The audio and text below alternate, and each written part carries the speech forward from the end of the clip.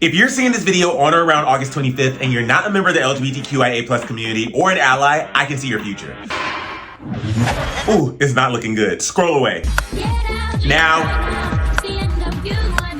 are they gone? Can I gay? Get a yeah! So what is up, y'all? Welcome back to another Daily Gay Agenda meeting.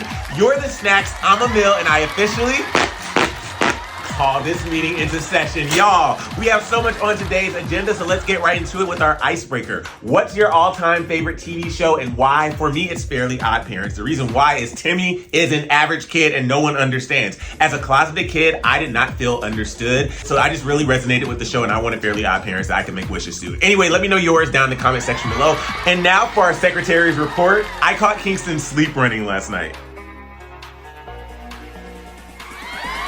And now we go into If I Could Turn Back Time. So one of my other all-time favorite shows is Golden Girls. And Mark Cherry, who created Desperate Housewives, used to be a writer on Golden Girls back in the day. And he did a recent interview with Soapy where he talks about getting death threats over one specific episode. Season 6, episode 14, Sisters of the Bride. And he said they had introduced the character of Blanche's gay brother in a previous season. That was season 4 when that happened. And he came out to Blanche in that episode. But he continued, we came up with the idea, let's bring him back. She thinks it was a phase, but he comes back with a guy. And the premise is he's announcing they're getting married. So mind you, this was 1991. Gay marriage was still illegal, but couples definitely still held ceremonies to honor their relationships. But this episode pulled in 28.9 million viewers. And a few days later, Mark and co-writer Jamie Wooten were called into the office and told, so you guys are getting death threats. So I have to point out that Mark did mention these threats in the 2019 New York Times article very briefly, but he went on in that article to talk about how it shaped his future work, which I love. He said, it's a weird badge of honor, but it also taught me that if you're going to take the audience out of their comfort zone, there are some people out there who are going to react. I made sure there were gay neighbors on Desperate Housewives. Just by their very being and the fact that everyone treated them normally, I was making my statement. And here we are 34 years later and people are still upset about LGBTQ+ representation in TV and film. I mean, Snoop Dogg just made comments recently about this. But anyway, I'm just grateful for storytellers, for creators, for artists who continue to push the boundaries and say, hey,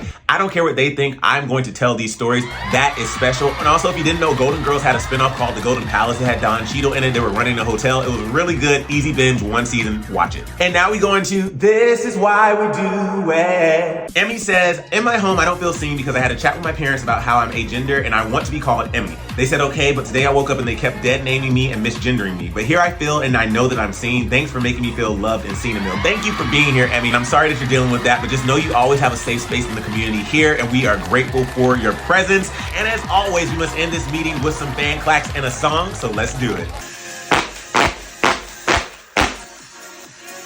Yes, this meeting has officially been adjourned. I'll see y'all tomorrow.